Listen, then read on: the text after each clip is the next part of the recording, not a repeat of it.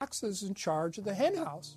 Personally, I'd be in favor of Congress just nationalizing the Fed and getting the bankers out of there. They're just stealing from the American people. Put it directly in the hands of Congress and let Congress decide, rather than this cabal of bankers deciding their own rates of profit at the expense of the American people. Since the Federal Reserve's creation in 1913, patriots have labored tirelessly to alert the American people to the true nature of the Federal Reserve. Throughout its 90-plus year history, most Americans falsely believed that the Federal Reserve was a government agency. But today, scientific opinion polls show that the vast majority of the public is aware of the fact that the Federal Reserve is a front company for an offshore private banking cartel that dominates not just the United States, but almost every other nation on Earth. It's never been written about in any book that I've found as to who gave these guys the authority or permission to be the international bankers for the world. Why would you even need international bankers? Why would any government agree to use them? Why would you need to use them? Why can't any country create its own money? It tells you there was already an existing superstructure, already in existence, maybe 200-300 years ago, to give these guys permission to somehow be the overlords of all money for all countries. Polls also reveal that 75% of Americans demand a public audit of the secretive organization. By the summer of 2009, Congressman Ron Paul's bill to audit the Fed had gained more than 280 sponsors in the House.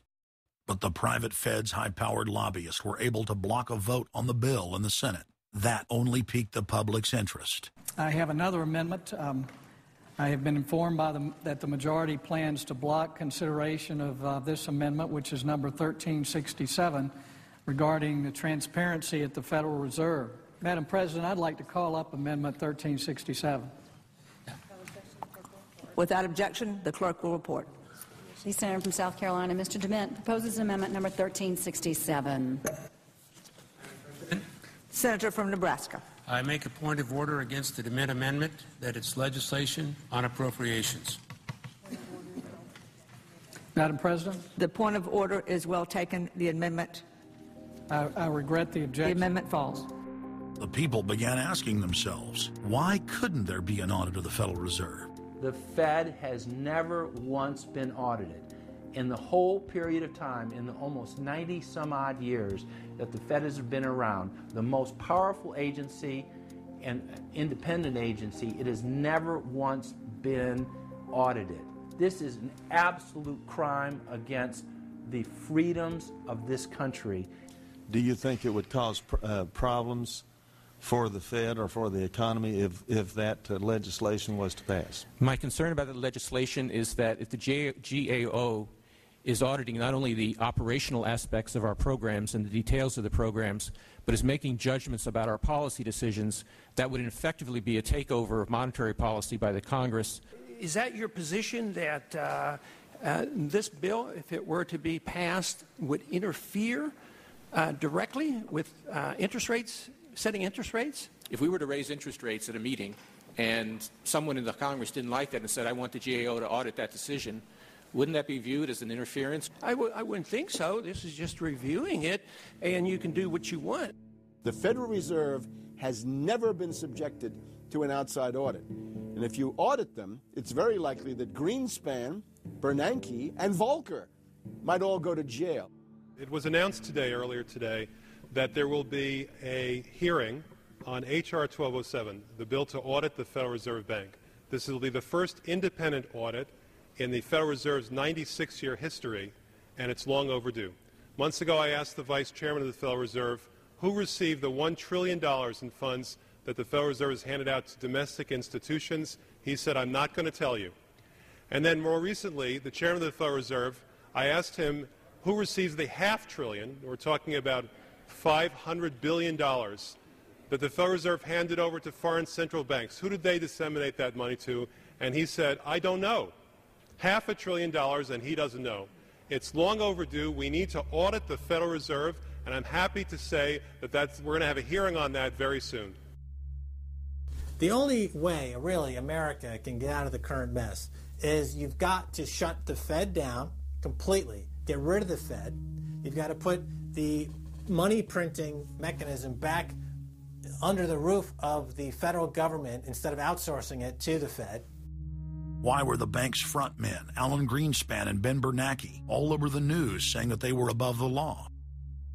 What is the proper relationship, what should be the proper relationship between a chairman of the Fed and a president of the United States?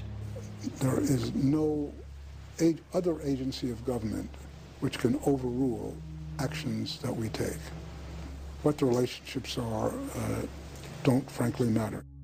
A grassroots movement demanding that the private Federal Reserve be nationalized exploded in size across the country. The momentum had shifted. Now the arrogant central bankers were the ones running scared. They had planned to use their stage crisis to bring in an all-powerful central bank of the world. Immediately, every country goes into action at the same time. The International Monetary Fund is mentioned at the G20 meeting. They say that it must be brought to its full power, and we need a Bretton Woods Part 2 for world taxation. What is global government? For decades, the media denied it existed. But now they're saying, oh yes, there's going to be a global government, a new bank of the world, and we're going to pay our carbon taxes to it. What is it? It's nothing more than a private, hostile, corporate takeover of every sovereign nation on earth.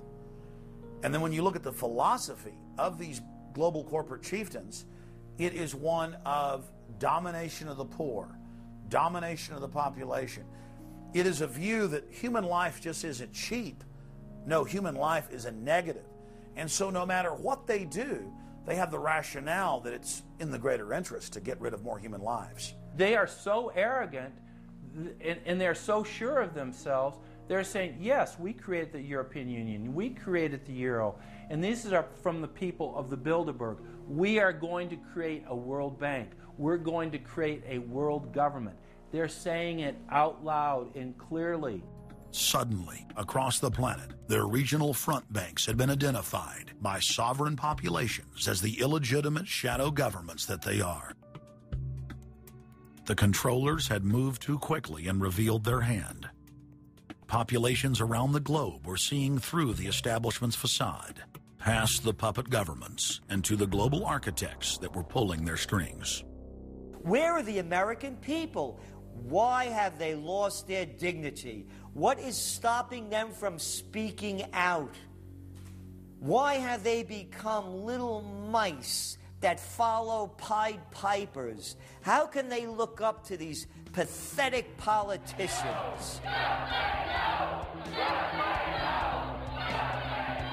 Go sit down. I have a question for this young man.